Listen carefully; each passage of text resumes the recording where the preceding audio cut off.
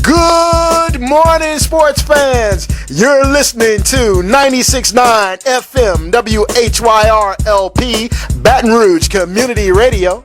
This is Eric Hatfield along with Coach Perry Daniels, and we are here to bring you the latest, the greatest, the best, and the most entertaining in high school, college, and professional sports. You are listening to Louisiana All-American Sports.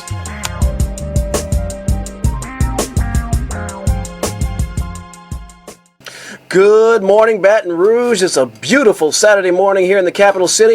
Today is March 1st, 2014. This is Eric Hatfield. And I'm Coach Perry Daniels. It is carnival time, man. Yes, indeedy. It is carnival time. The parades are out. People are festive. The weather's nice. Hey, it's a nice time of year here in Louisiana. Great Mardi Gras weekend. Great basketball around the state of Louisiana. We've gotten rid of all of the pretenders, and all that are left are the contenders. That's right. It's going to be real going down the stretch here in the LHSAA playoffs. The next few weeks will lead up to find out who are the best basketball teams in their respective classifications in the state of Louisiana. Right now, let's tell you what happened last night in the first round of those playoffs. Right now, last night, Plaquemine beat Opelousas in a four overtime game. Plaquemine, just a very good basketball team. They defeated Opelousas last night by... don't have the point total here. I'll get that to you shortly. I do know that St. Thomas More defeated Franklin 69-53 to advance in Class 4A. St. Michael defeated Westgate 74-66. West Feliciana outlasted Albany 57-54. West Feliciana was seeded 13. They outscored the 20th seed Albany 24-19 in the fourth quarter. Erwin Whitaker scored 18 points. Jay Ferguson had 12. And Nathan Jones had 10 for the victorious Saints. Danton Cummings scored 17, and Josh McCain had 15 for Albany. And actually, as I understand, the natives, that's a small town in Livingston Parish, they pronounce it, don't ask me why, they pronounce it Albany. Albany. Yeah. Okay. Hey, that doesn't surprise me in Louisiana, man. Oh, yeah. You know, we've got some real weird enunciation. Well, we have a city that's IOWA pronounced Iowa, so, you know, we do it a little different down here, We do it our own way. All right, here we've got Parkview Baptist. Again, one of those schools out of that 7-3A district, man. Do you know, Eric, that in that district, all of the teams made it with the exception of Glen Oaks? That is stunning. I mean, we've seen Glen Oaks this year. We've watched their struggles, so we know why. But, like, at the start of the year, if you'd have told me that, I'd have been perplexed. Right. I mean, but Baker... Bruley even made the playoffs. Right, sure enough did. Did they win last night? I've got to check that. Alrighty. All right, so we don't have that score right now, but we do have Parkview Baptist 84, Rayville 63. Port Allen beat Independence 53-49, and I'm sure, Eric, you've got something to say about that game since that was the game of the week last night. That's correct. On LouisianaAllAmericanSports.com. That's correct. The Independence Tigers came in to Port Allen, and I'll tell you what, I mean, you know, Port Allen's a high seed, and Independence was an underdog, but they did not let that deter them. They came in there to play. Independence led at halftime by, like, I want to say either 5 points or 7. They were up by 7 points at the half, if I recall, and as Port Allen does, usually what Port Allen does is they put on a furious rush to put teams away. This time they had to put on a furious rush just to take the lead.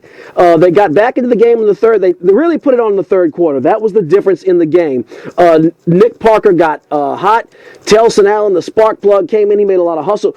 Telson Allen made a lot of hustle plays in the first half to stem the tide. It was either 10-2 or 11-2 at one point in the first quarter. Wow. And Telson Allen came in, made some hustle plays, started closing that gap to just to breathe some life into the team. Right. In the second half, it was the Nick Parker show. He took over. He made floaters. He was making passes. The defense got much better.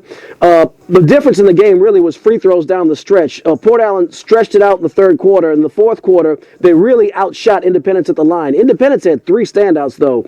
Number 3, his name was Reginald Maryland. He was a guard. All 3 of these kids looked like guards the way they were playing. It might have been a 3-guard set employed by Coach McCabe. But Reginald Maryland, number 3, and I called it the Spears connection. Ashton Spears, number 20, who was also the brother of senior Keelan Spears, number 4. They made Coach Ricard sweat the way I've never seen it. Every time I've interviewed Coach Ricard, He is as cool as a cucumber. He is cool, He does not man. get excited. Last night, I mean, you can even see it on the webcam. You can see perspiration on his forehead. It was real close. The game was decided in the fourth quarter. Port Allen was able to wrestle the lead away. They actually fell behind by 1 point in the final couple of minutes, but then wrestled it back, got a 3-point lead, and then finally, Independence missed at the line. They fouled. Nick Parker went to the line, sank one of his 2 free throws, and finally put the game away. But that was a close game. Big time plays. They sure do. They sure do. But I expect to see much tougher defense out of Port Allen next game. Every kid on that team said we just dogged it on defense. Wow. Hey, man, to answer your question, Bruley did win last night. How about that? They beat Vidalia 56-48 to move on to the next round of the playoffs. All right. Wow. That's interesting. Yeah, that is Oh, interesting. good for Coach Boudreaux. Good job, Coach Boudreaux. Also, we've got Southern Lab. Oh, for those of you Southern University listeners that are interested in the Dr. Broussard interview, it is coming up shortly in about 10 minutes. We will have Dr. William Broussard of the Southern University Jaguars Athletic Department. He is the athletic director. Will be coming up, so stay tuned as we continue these high school scores. If you have questions for Dr. Broussard, please tweet them to @LAA Sports. That's Louisiana All-American Sports, LAA Sports, at Twitter. Southern Lab defeated West St. John 74-54. Shelton Carroll scored a game-high 23, and Bladrickville added 13 to help Southern Lab defeat West St. John. Madison Prep advances to the second round of the playoffs. They scored 92 last night as they defeat Maryville 92-38. Ooh, they put us. All right, that explains something. I have a friend who might be listening to the show. His name is Richard Hinton. He's done some NAIA college coaching. He was also coaching at Maryville, I believe, last year. And he texted me and said, if I'd have been there, we'd have whooped Madison Prep. And I didn't realize that was their connection to the playoffs. Now it all comes together. Bug, I'm out here to tell you, buddy, no, you wouldn't have. That's a lot of points to make up. Yeah. Hey, Dunham won their playoff game last night to advance, and we haven't really covered a lot of Dunham or talked about a lot of Dunham basketball this year on our show. However, they are a very good basketball team and are probably odds-on favorite to make it to the finals from the 2A classification. They won last night 78-56 over Northeast. Beauchamp defeated Tara. Beauchamp. Really? Yes. 59-56. Tara was a high seed, right? Tara was a high seed. That's man. shocking. Yeah, well, hey, that's why they call it the playoffs. That's right. That's why they call it the playoffs. It's always that special time of year. Couple other scores real quick. The playoffs. The number 1 ranked Scotlandville Hornets cruise past the 32nd seed John Eric and advance. And East Ascension took on Central, and in a last-second shot, Jacardo Hawkins scores a putback to give Central a 58-57 victory. Wow. Not Central, give East Ascension a 58-57 victory over over Central. East Ascension won the game. Well, that was a sweat. That was a sweat. They had to sweat in that one. Yeah, it was a really good basketball game. 2 other scores. McKinley High outlasted Catholic High last night down in the bottom to advance to the next round of the playoffs. And the Bel Air Bengals, their season has come to an end as we lost last night in New Orleans to the number 1 seed Landry Walker program. And the final score was 52-34. What was the score of the McKinley game? Is that do we have that listed? McKinley, yes, we do. The McKinley score, McKinley Catholic High. That let me find it there. 56-49 McKinley. Wow. Well, I'll tell you, good. Look, Catholic scored more than 40 points on McKinley. Good for them. It's a moral victory.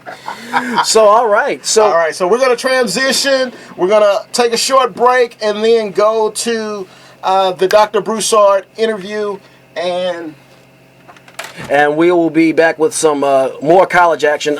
You really want to get in on this interview with Dr. Broussard. If you're not familiar, Southern University has been banned from postseason play due to some administrative issues related to, when you have a past violation with the NCAA and they let you off probation or they give you some minor sanctions, you have to comply with some of their regulations for paperwork, etc. I'm not familiar with the details, but Southern University was banned from all postseason play in all of their winter sports because of some non-compliance by the administration. We're going to have Dr. Broussard on the air very shortly to discuss that. This is going to be a really good discussion. So anyway, we're going to take a break about 90 seconds, and we'll be back shortly. You are listening to Louisiana All-American Sports on 96.9 FM WHYR LP, Baton Rouge Community Radio. You're listening to Louisiana All-American Sports, 96.9 WHYR LP, Baton Rouge Community Radio. And right now, we have live on the line Dr. William Broussard, the Southern University Athletic Director. Dr. Broussard, how are you this morning, sir? I'm just fine. How about yourself? I'm doing fine. Doc, being a graduate of Southern University, man, when I told people that you were coming on the show, I started getting, all type of messages, texts, Facebook, and folks are really upset about the Southern University situation. Can you just explain to the listeners out there, first, how we got to this point in this situation? Well, the hurt, the disappointment, the frustration, and feelings of anger are shared. That the alumni feel are shared by the administration and the athletic program, the institution, the coaches, and of course the student athletes. So it's a frustrating and upsetting situation for all of us. To walk backwards, the NCAA has a program. What they used to do is they would visit institutions once every 6 to 7 years to do a complete review of the entire athletic program. They would look at everything from your finances, your gender equity situation, your academics, and just do a complete review of everything that your department was doing in order to certify that your athletic department was meeting the standards of NCAA Division I for continued membership. That's the recertification process. Folks may remember that the NCAA spent several years working with Southern, going back as far as 2009 and ending shortly after my arrival in 2012, working on the NCAA recertification process. And that's a process that typically takes a year at the most, and it took Southern nearly 3 years to get through that process near the beginning of my tenure. Okay, Doc, before we move on there, why, I realize that you weren't there, but in your best assessment, why, when the normal process is 1 year, it took Southern 3 years? Well, a lot of that has to do with, and I'll get to that actually because there's overlap with our situation. I'll be able to answer that question. Okay. The NCAA moved away from that 6 to 7 year cycle and moved to an annual review. But what they do is they randomly select schools. So Southern was selected last year to go through that annual review. And when we were initially contacted, what they wanted to look at was student athletes, eligibility set certifications and academic certifications for our APR scores, all of the data associated with that for 2009-10, 2010-11, 2011-12. Those are the 3 years they wanted to focus on. Can you explain APR score? What that means to our listeners? APR score, and I'm going to gloss through because it's extremely intricate, but essentially every student athlete who competes for an athletic team that also receives a scholarship receives a total of up to 4 points per year. 2 points for eligibility, 2 points for retention. So if that student athlete is eligible and retained in one semester, they get 2 points. If they're eligible and retained after the spring semester, they get 2 more points. They tally all of that up. It turns into a percentage. They calculate that percentage by 1,000. That's your APR score. So if 95% of your student athletes in any given sport continue to be eligible and are retained by the institution from 1 year to the next, your APR score is a 950. If it's 93%, you have a 930. So when people look at an APR score of 900, that essentially means that 90% of your student athletes on your team. So if you've got 15 student athletes on the basketball team, if 14 of them in any given year remain eligible and are retained by the institution, your APR score is sufficient by NCAA standards. If 13 of them are eligible and are retained by the institution, you are below the NCAA standards. That's how narrow the margin of error is. Okay, but just being below the standard doesn't necessarily mean that there is a sanction against you, does there? Yes, it does. Okay. Because what the NCAA does is they measure that over a 4-year period. And over a 4-year period, if your scores do not average the equivalent of a 9, starting next year, the equivalent of a 930, then they will issue a postseason ban. Okay, that's starting next year, but what Southern's under now is 900. 900. Okay. So when you look at going back 4 years ago, before Coach Banks arrived, yes. When all of the you had a coaching turnover, you had some struggles with academic performance and retention of the student athletes who were on that team in particular. And so when you go back 4 years ago, the APR score for that single year was under 800. And so when you average that out over 4 years, it's extremely difficult to bring that average score up above 900 when you have a single year score of 800 in there. It basically means that all of your other years have to cancel out that negative 100 points. Right. You have to be perfect. So you basically have to go 930, 930, 930 in a row to cancel out the 800 to get your score back above 900 over the 4 years. So that's why Southern's men's team was issued the postseason ban a couple of years ago. Right. Because that 4-year average dipped below 900. Now they were able to have one of the years removed from that ban because they had a single year score above 975, which is the NCAA's kind of standard for, okay, you're doing extremely well, you're moving in the right direction, etc. The annual review, so getting back to, when the NCAA contacted us last year, they're reviewing all of the data that is used to calculate those scores. The NCAA doesn't always review that in real time. They trust the institutions and the conferences to submit accurate data. So when they say we want to review all of the information that we use to consider your APR scores, all of your transcripts, all of your student-athlete certifications, all the financial aid data that your university reports, all of the information that you gather from institutional research departments, all the oversight procedures, they want to review all of those things in total. And so when you're looking at going back, 4 years ago and identifying rosters that we're looking at being three compliance officers removed from the compliance officer who would maintain those rosters. We are 3 registrars removed from when the registrar who would have been overseeing that transcript process. We're at least 3 financial aid directors removed from when that process was done back in 2009. So having to pour through all of those records, having to finally obtain them, and then go back and review all of the student-athlete certifications, make any corrections, or identify any missing data over that 4-year period, make the corrections, submit them, have them reviewed by the NCAA. One of these student-athlete certifications in real time, when you have all accurate data, one student-athlete certification can take anywhere from, let's say, 15 to 30 minutes. We have 300 student-athletes. So it's 150 man-hours minimum, and that's if everything is lined up properly the first time. If you have completely accurate data, your transcripts, financial aid, everything lined up perfectly, it still may take, like I said, 15 to 30 minutes. Now, if that student is a transfer and has transfer credits to be evaluated, it may be 30 to 45 minutes. I mean, but and it just stretches out from there. Okay, but Dr. Broussard, you're not communicating to the Jaguar Nation that due to lack of manpower, our beloved athletic programs are unable to participate in postseason play? I don't believe that's what I said at all. Okay. I'm saying that under ordinary circumstances, if you have all of those things lined up, the process can be arduous, but that assumes that you have all of that accurate data. And again, when you are several people removed from who might have been using that data before, and you don't know if the people who were here before, might have been using a different software system to collect all of that data. You don't know where it's been stored because there are new facilities on campus.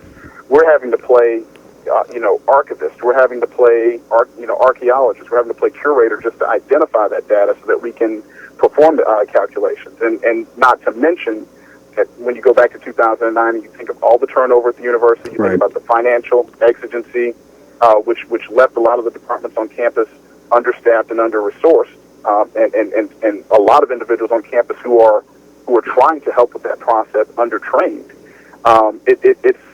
It's a lot of work to do in an extremely short amount of time. So when we were notified in December, about the potential for the postseason bans if we didn't collect all of that information, we knew that we had a very small bingo. 2.5 months essentially to begin trying to make all of those corrections, and that's what's involved. Okay, correcting all of that data. So December was the first notification to the university that what you were compiling was not sufficient, or what? No, that was the first. That was the first indication that the postseason ban would be the result if we did not by the end of February, if we were not able to correct all 18 sports over that 4-year period for all of that data. So December was the first notification about the postseason ban. Okay. So I guess, and I really appreciate you breaking all this down for us in our audience, because I ask questions all the time. What happened? What happened? What happened? And I only read the papers like everybody else, so this is very helpful. Let's say though, because some of our audience tunes in because they're loyal to 96.9 and may not be sports savvy. So let's say I'm just John Q listener, and I watch a couple of games every now and then and buy some T-shirts, but I'm not really into all the NCAA stuff. I'm not a buff, and I get in the elevator with you and I just say, "Hey, Doc, what happened?" And you have maybe 30 to 60 seconds. What would you tell that individual? It's not possible to answer it in 30 to 50 seconds. Right. And that's really the problem. Right. It's not soundbite worthy. You right. really can't say. A lot of times when there's an NCAA postseason ban or some scandal, the easiest answer is the students aren't making the grades. Well, you can look at the single-year APR scores and look at our current student athletes and see that they're being retained by the institution. They're matriculating successfully towards graduation. That's not the answer. Or that a coach has illegally recruited someone or committed some sort of NCAA violation. That's not the answer. Coach Banks and Coach Pugh have done a wonderful job recruiting these student athletes, retaining them, and our staff has done a great job of keeping them moving and advising them properly to get them moving towards graduation. That's not the answer here. It's a data. It's an institutional effectiveness question. When I first interviewed for the job and they said, "Well, what are you going to do to fix APR?" My answer, and you can go back and look in the Advocate, my answer was APR is not the measurement of an athletic department. It's not the measurement of a coach. It's the measurement of an institution. So this is a measurement of our entire institution's ability to support student athletes. So while we are charged with the task of going back and trying to correct all of these mistakes and resubmit accurate data to the NCAA, we're also charged with developing new policies and procedures for data collection that is properly overseen by the institution, so that we don't end up right back in the same spot year after year. Dr. Broussard, that might be, and I've heard a few interviews you've done before, and I've heard other ADs in the situation, that part you said right there about the institution might be the most candid response I think I've ever heard an athletic director give, and I thank you for, just telling us that and not, washing it over. I really appreciate your candor on that, yeah. Let's try to dispel some myths real quick. The rumor mill is rampant out there regarding this situation. So some folks are saying that Southern can play in the NIT, but not the NCAA. Can you give a definitive answer to that? The NIT is a postseason tournament that is owned by or managed by the NCAA. So it's an NCAA postseason ban. So the NIT is not a possibility. There are other postseason tournaments, the CIT, the College Insider Tournament, the CBI, the College Basketball Invitational. Those tournaments are tournaments that we would be eligible for, and we've already begun the process of researching those. There's also a Women's Basketball Invitational that we are beginning to research, the possibilities of participating in them and beginning to put together a pitch and we'll sit down with the coaches, give them an opportunity to talk with their student athletes to see if that's something that they would be interested in, and we'll pursue those as much as as hard as we can and see if we can get those opportunities.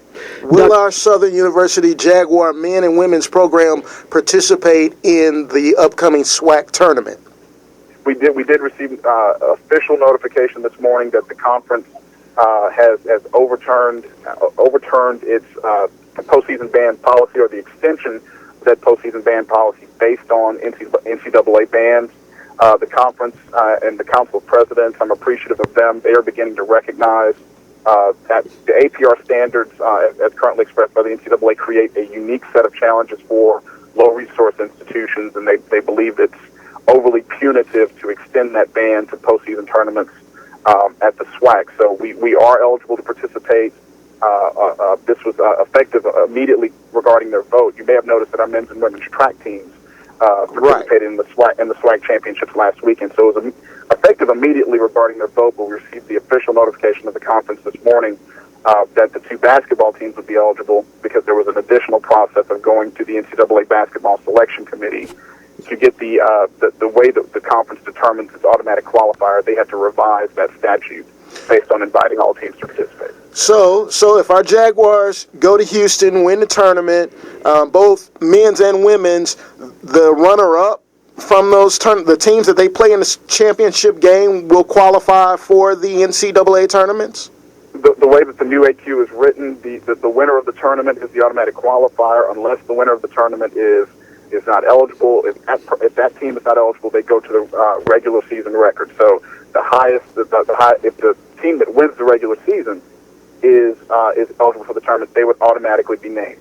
In the event that the regular season champion is not eligible for the tournament, they would go to the highest finisher in the tournament. Dr. Broussard, I have a question from a listener, a tweet, and you can tweet your questions for Dr. Broussard at LAA Sports. This is from Bill Stuckley. I'm going to kind of summarize this a little bit. Basically, he wants to know, is this the absolute, is there no hope for Southern as far as this ban? And the next question is the more pressing one. Is this could this possibly affect the baseball team, and could it matriculate over into football? To the first question, to our knowledge, the postseason ban, it will be in effect for the men's and women's basketball teams. That's what's been shared with us. That's the information that we reported through our joint release with the NCAA as of Thursday. So unless we receive any indication to the contrary from the NCAA, which we are not, we're not aware of as a possibility, then that postseason ban is in effect for men's and women's basketball and also for bowling. All of our winter sports. The new challenge for us is to take a look at our timelines and continue to submit data as fast as we can with the staff that we're working with right now to get it in time. Late April is our new set of deadlines to get all of the information in to avoid postseason implications for our spring sports: baseball, softball, men's and women's tennis, and men's and women's outdoor track. So there's a new schedule that we're attempting to work out, where if we can get everything in by that deadline and get in front of the Committee on Academic Performance, we can get those bans lifted where they won't impact our spring sports. Based on your assessment of the scale of work, likelihood of accomplishing that? Hard to prognosticate. Like I said, when you've got this much work to do and that many corrections to submit, and in all honesty, we've been submitting this information. We'll be asked to submit some data. We'll be asked to submit, clarifying or substantiating, supporting information. We're doing that as much as we can, but we're not the arbiters of it. We have a clear sense of what the NCAA wants from us, but there have been times when we've submitted exactly what we believe they want, and they may come back and say we need this, we need this, we need this, and so that gets to sometimes the quality of the data that we're working with, where sometimes they are willing to trust it, and other times they want other data from outside the institution to substantiate it. So all we can do, the only thing we can control is the amount of work that we put in. The staff that I'm working with is extremely good. We've completely reorganized our academic and compliance staff. We have supporting volunteers from outside of the athletic department who are working with us as well. Providing those resources. All we can do is work through weekends, work late nights, and hit those deadlines with our submissions and get them as correct as we can to limit the amount of time on the back end, to have to follow up with overnighting those materials for the NCAA. Well, our audience is pretty sharp. I have a tweet from Frank Wycheck tweeting to at LAA Sports if you have a question for Dr. Broussard. Frank wants to know, it's almost a follow-up on Perry's question, pretty much, in your assessment, what's the likelihood of it being done before football season? And I'm just going to add in some verbiage that, I know the task is arduous in April. You're going to have some aggressive collections. But do you think it's going to affect, and probably everybody wants to know, do you think it's going to affect the football season? The heart and soul of the Jaguar Nation. Sure. Looking forward to 2014, again, our goal is to get this information in so that it doesn't impact the spring sports. If we meet the standard for the spring sports, then that shows that we are on the right pace to ensure that we can get all of our sports cleared by June 1st. So that's our goal is to be wrapped up in this process before we go into the summer, so that our student athletes can go home with some certainty going into the summer about what they're preparing for next year. Okay, tell me this, Dr. Broussard. First of all, man, I don't know if I've thanked you on the radio for taking the time to come on our show and share with these listeners this situation. We really appreciate you doing this, and we can tell that you've got a lot of work to do. Right. You're a busy man. So, but I want to ask regarding Coach Banks. How much longer is his contract?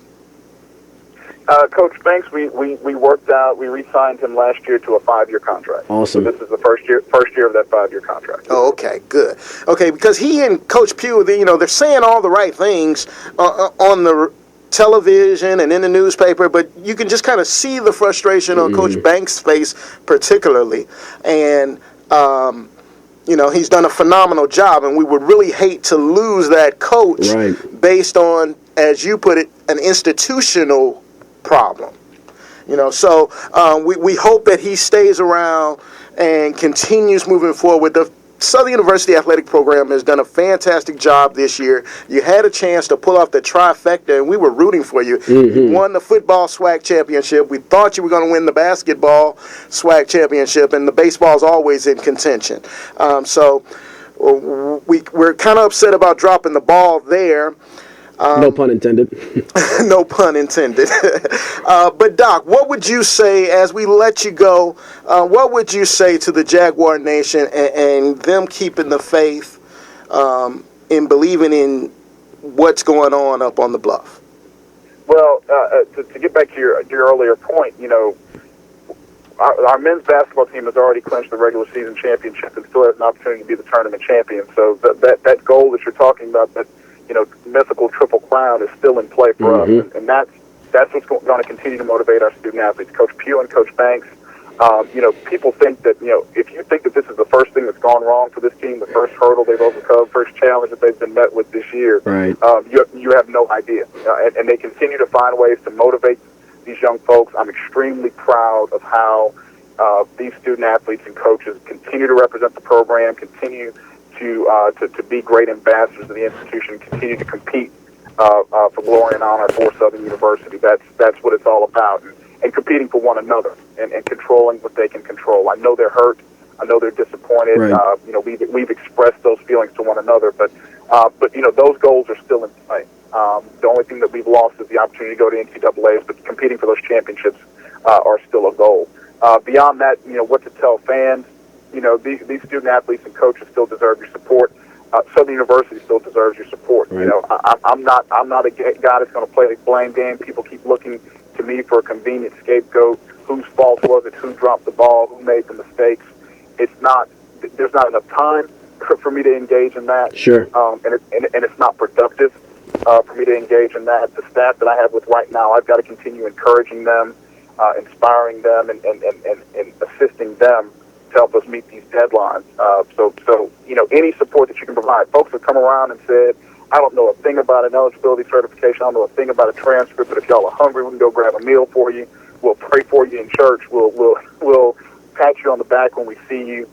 That's what I would suggest, and beg for the supporters out there to do. We've got 2 more home games left.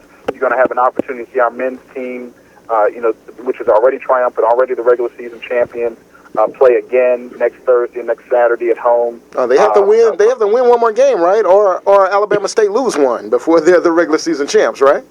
We've already clinched. We are the worst possible scenario is that we would both finish 13-5, and the tiebreaker would go to us because we've beaten Alabama State twice heads up. Okay. Awesome, and congratulations. All right. So and the women are only a half game out of first place right now. We'll have an opportunity to rectify that.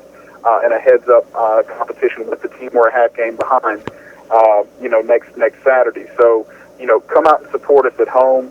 Come out for Senior Day next week and show your appreciation for the seniors on those teams that have done such a good job in bringing us to where we are now, where we're competing for and winning championships.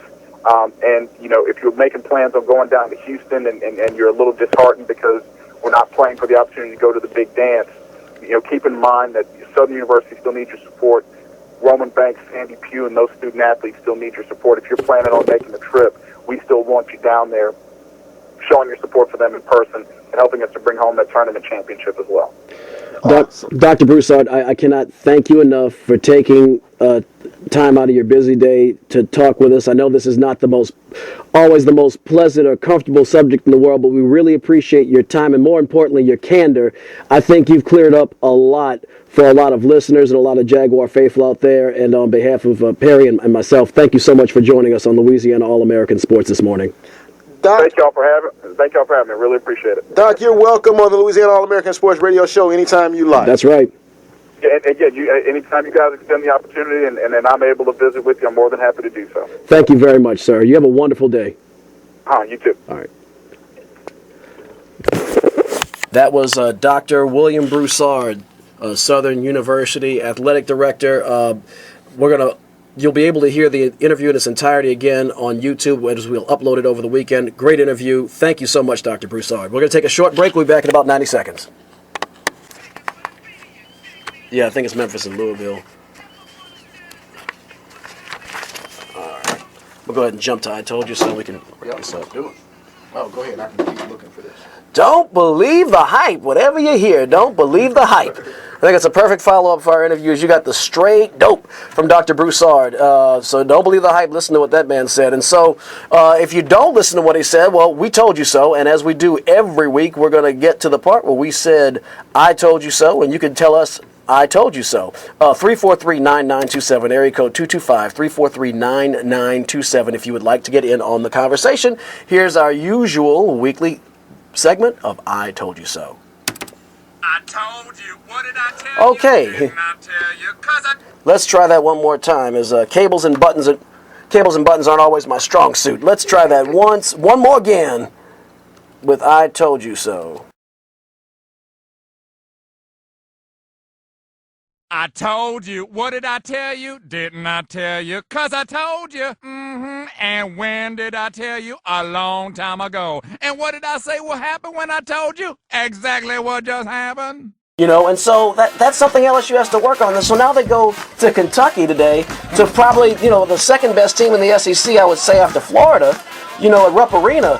Oh, man, it's going to get real today. And I'll tell you right now, I'm picking Kentucky in that game this afternoon. I'm going to just go out on a limb. I usually don't speak for anybody, but I'm going to assume you're taking the Wildcats this afternoon. Of course. It's just so difficult to go through an entire basketball season undefeated. And I think you'll see Wichita State, meet and upset as well somewhere along the line. All right, real quick, I'm taking Duke in this game. Who do you like? Wow, you know what? Earlier in the week, I picked that this would be the sentinel moment for Syracuse, and Duke would pull off the upset here. However, Duke losing to North Carolina. Right. Now they're hot. I understand North Carolina's hot, but I do think that I don't think Duke rebounds here against Syracuse. I think Syracuse gets back into their winning ways in North Carolina against Duke. No. So, good morning, gentlemen. Peace and wisdom. And I want to just add in also, I concur with the brother, Go Big Orange. I'm a Syracuse fan. AAC, we have the number 11 Louisville Cardinals traveling to play the number 7 Cincinnati Bearcats. The Cardinals' only loss in the last month and a half was at the hands of the Bearcats in Louisville. Because of that, I'm going to give the slightest nod to the home team. I think the winner of that guard matchup wins this game. And I think since Kilpatrick is at home, it gives them the slightest edge. But this game can go either way. I'm going to take the Cincinnati Bearcats this afternoon, though. You were wrong. You were wrong. Again, I've got to go with coaches trump talent, and I've got to go with Rick Pitino and the Louisville Cardinals here, even though they're on the road and they lost a big game to these guys in Louisville. Yeah. So by the time of mid-March, we'll really know what this St. Louis U team is really about. Are they contenders or are they pretenders? But they are who we thought they were. today we have the Wisconsin Badgers, number 16, going up to play the Iowa Hawkeyes. Well, tends to win. Roy Marble is not quite as volatile as those other players I mentioned, but both these teams, you just don't know who's going to show up. I do think Iowa's slightly more stable, and that's a very relative term. They're also playing in Iowa, so I'm taking the Hawkeyes in that game this afternoon. Noel Jackson Music Satisfaction. The Los Angeles Clippers travel to OKC to take on the Oklahoma City Thunder, who think the Thunder on their home court, as hot as they are going to have a lot more in the tank than the Los Angeles Clippers in that game. Also, the Chicago Bulls play the Miami Heat. I think, though, that the Heat are on fire. LeBron James seems to have kicked it from a fifth gear into a sixth gear, if that makes any sense. The Houston Rockets travel to play the Phoenix Suns. I do think that the Rockets, though, with Dwight Howard and James Harden playing at the absolute top of their games, even though they're playing out in the desert, I think they'll be too much for Phoenix. I like the Houston Rockets in that game. And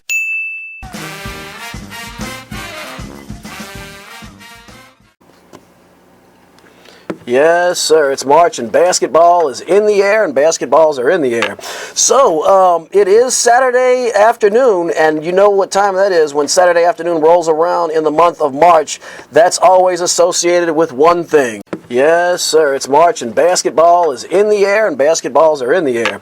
So, it is Saturday afternoon, and you know what time that is when Saturday afternoon rolls around in the month of March. That's always associated with one thing. College basketball, CBS and otherwise, and March Madness. We have a very good lineup today. Actually, the first game that we're going to discuss is, in fact, on CBS. Our LSU Tigers going to Gainesville to play the number one team in the country, the Florida Gators. They are 15-0 in SEC play. That game tips off at 3 o'clock Central Time on CBS. And look, LSU on paper has some good measurements, and they've shown a pulse against some tough opponents. It's going to be very interesting today, Perry, don't you think? I mean, listen. Eric, let me tell you, man. I went to New Orleans last night and played the number one team in a classification. When you play a number one team, man, you got to bring it. Bring it. All game long. And I just don't think Johnny Jones and these Tigers are up for this challenge.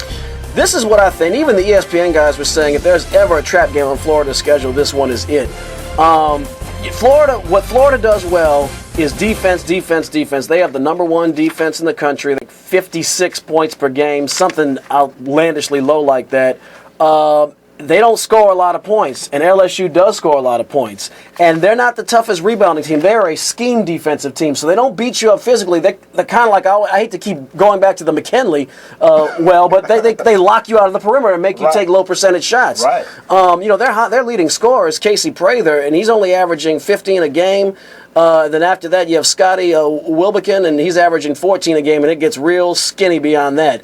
If LSU with Johnny O'Brien's physicality and with Jordan Mickey swatting shots away, and if Jarrell Martin keeps playing like he plays, look, my official prediction is Florida. I'd be crazy to take LSU, or I have to have the fixer hooking me up with some really good odds. But I'm not going to write LSU off in this game like it's a given. They have shown some stuff ever since they dropped that game at Texas A&M, when Texas A&M came here and they embarrassed them, or when we went to Texas A&M and embarrassed ourselves. They have played like a different team. I think their wake-up happened. So I expect a competitive matchup today, although I do think Florida will have enough to outlast the LSU Tigers. Now, you know what? Now, that's interesting because I didn't think they would be competitive when they went back to Kentucky either.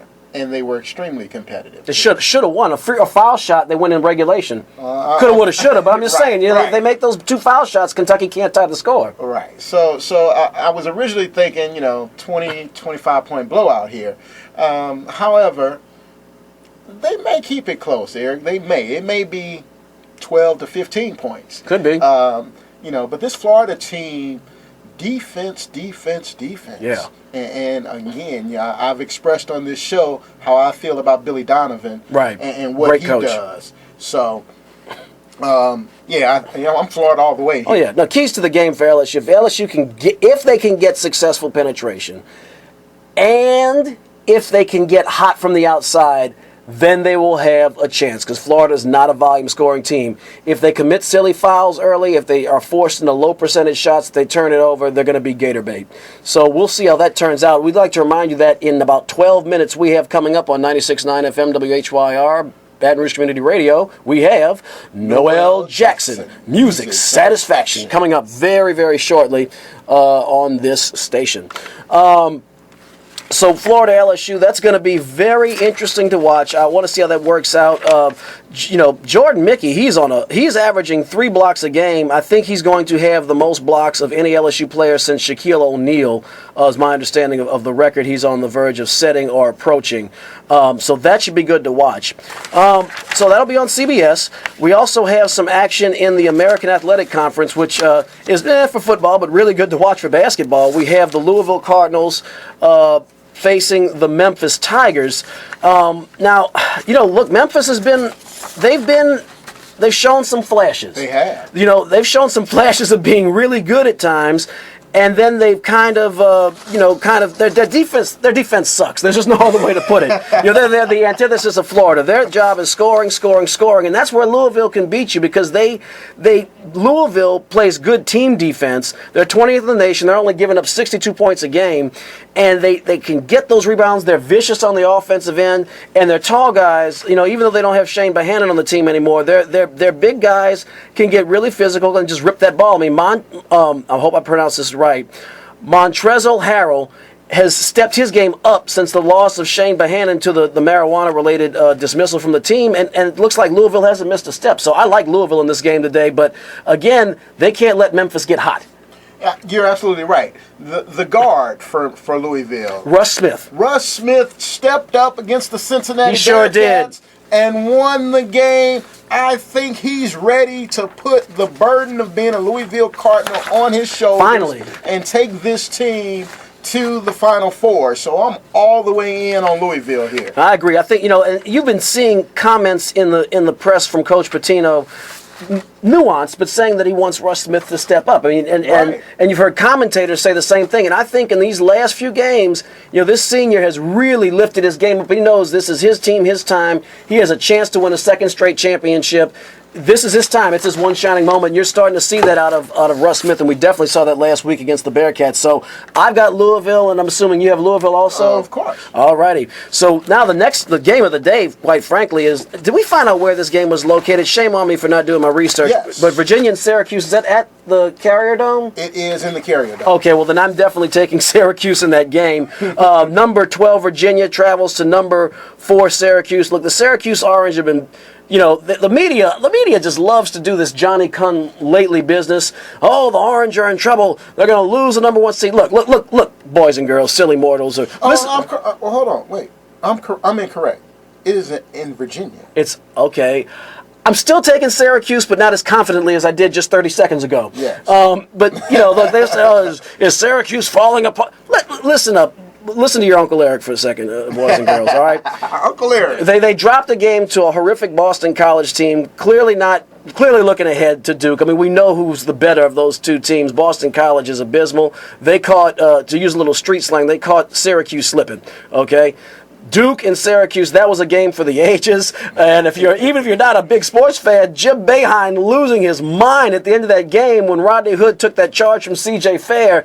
That was must-see television. That was TV gold. You know that the ESPNs and Fox Sports, they were just salivating when and internet blogs. That was priceless. It doesn't happen very often. So they lost a close game on the road to the number 5 team in the country, a team that, frankly, if I had to pick a Final Four without knowing the regions, I'd say Duke, Syracuse. Now I'm turning into Rick Perry. I can't remember my third one. I was thinking about it this morning. Syracuse, Louisville, and Florida. Thank you. That's my 4 too. We did not compare notes. I just had a pre-senior moment, but those were my 4, quite frankly. So that's not a terrible loss, and it was a close game. Virginia is very good. There's no getting around that. Their defense, and actually I said Florida, the number 1 defense in the country. That's wrong. Florida's like number 6 or 7. Virginia's number 1. They're only allowing 55 points a game, so that was my mistake earlier. Syracuse is renowned with their 2-3 zone. They're only allowing 59 points a game. They are smothering. Look, if C.J. Fair gets his game going like he always does, and Jeremy Grant can continue to provide the support and the physicality, and Tyler Ennis can step up big like Tyler Ennis has in some games, even though they're playing at Virginia, I think that the Orange can win this game. Virginia just does not have scores. I was talking about Florida with their highest scores. They only have 2 players. Virginia only has 2 players who average double figures. Malcolm Brogdon averaging 12 a game, and Joe Harris also averaging 12 a game. That's it. Everyone else averages 9. I'm looking at this: 9, 8, 7, 7, 5-3, they don't score points. So if Syracuse locks them down early and they're big and their guys, their scoring threats can start scoring, C.J. Fair, Jeremy Grant, etc., even Trevor Cooney's averaging 13 a game, I think Syracuse can. I think they get back on the horse in this game. This is where we differ. Well, they beat St. John just the other day, so they're back on the horse. But I think they fall off again. This Virginia team's a really good basketball team. And they're at home, and that's where I'm going to give them the edge. Right. That they are at home over this Syracuse team. I like Syracuse. Don't get me wrong. Right. But I like this Virginia This Virginia team is a scrappy team that can pull off some upsets, and they're going to make a deep run in the NCAA tournament. This Virginia team. I agree. I expect them to be no less than Sweet 16, probably the Elite 8 in all probability. You know, Virginia's a lot like Florida in that they don't bop you over the head with their statistics, with steals and blocks. They're just, or even rebounding. They're good at rebounding, but they're not crushing. But it's their scheme defense, and they don't let you get open shots, and they don't let you penetrate. Hey man, what are your thoughts on Florida jumping Wichita State and going to #1? I don't have a problem with that. I am. I guess I'm not really on the. I am pro Wichita State, if that makes any sense. I mean, I think that they went to the Final Four last year. No, I think their coach is doing an outstanding job. I think Cle Anthony Early has played his way into becoming an NBA player, and I think they deserve that 1 seed if they continue to remain undefeated. But Florida is 15-0 in the SEC, and while the SEC is not the ACC, Wichita State's in the MAC. Is that where they are? They're in the Missouri Valley, Midwestern. Let me check. No. All right. I mean, I can't even name the conference. That goes to tell you. That does say a lot. Now, all that being said, Wichita State did make the Final Four last year, and they appear to be playing better now than they were last year, and they have been crushing the teams that are their peers, and as far as the major conference opponents, they've whooped them too. So I think they are a very good team. I mean, you can watch and see how they play basketball and see that these guys have skills. But I do think a Florida team that only has 2 losses, you have to defer to them when they're unbeaten in SEC play, as opposed to a mid-major. And, you know, Perry and I are sports savvy. We watch our stuff, but we can't know everything, and we can't even name the conference right now, you know, and I watch every Saturday. I don't know if we're sports savvy, though.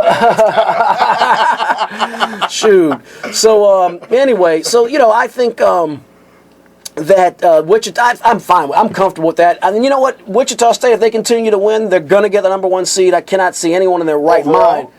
Oh, I didn't say that. No. I mean, they could, but no. I mean, a #1 seed in one of the 4 brackets. Yeah. But there's no way that the tournament committee is going to take an unbeaten team and not give them one of the #1 seeds. I think they get that, and then they'll have an opportunity to do their talking on the court. Yeah, okay. I'm still, searching as we move on. Yep. So, a couple of tidbits in the. It's the Missouri Valley. Missouri Valley. Okay, I know it was something in that region. So yeah, Missouri Valley Conference, and Missouri Valley's had some teams that have popped up over the years and made some waves, but Wichita State, the Shockers, are just shocking that whole conference and really shocking everyone since last March. We got a few minutes left. I want to dibble and dabble into some sports, some briefs, if you will. We have a couple of updates in the NFL, which has, of course, become a 365-day-a-year news cycle, as we want to tell you something about some bad boys who have been breaking the law.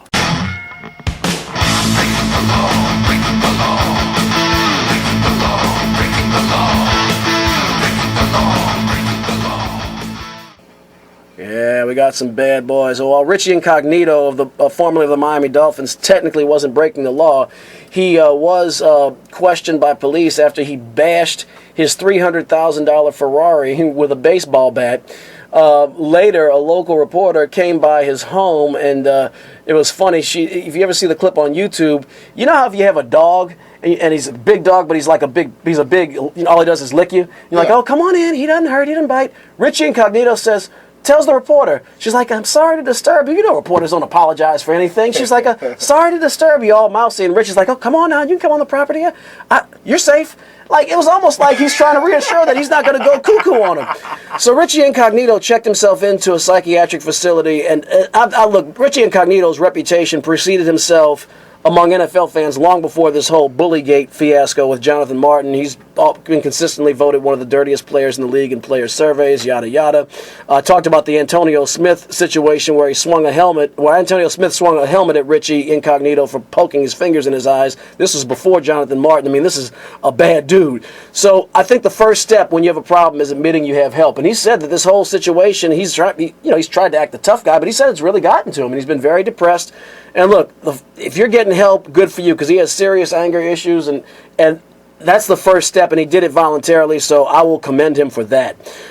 Speaking of more breaking the law, boy, Darren Sharper, a huge cog in the 2009 a Super Bowl championship team of the Saints. It's going to feel like, there was a book written about the 86 Mets called The Bad Guys Won. They were drinking, doing drugs, Darryl Strawberry and Lenny Dykstra and all those guys. Great book. I mean, I'm from St. Louis. We didn't need a book to tell us that those Mets were bad. Oh, there was a side note. There was a great part in that book about that rivalry with the Cardinals. They hated each other. But I'm starting to feel now like the Saints, the 2009 Saints are becoming like the Bad Guys Won. You had the suspension, the bounty gate, and the fines and all this stuff. Now this crap with Darren Sharper. Darren Sharper was charged with 2 more counts of rape.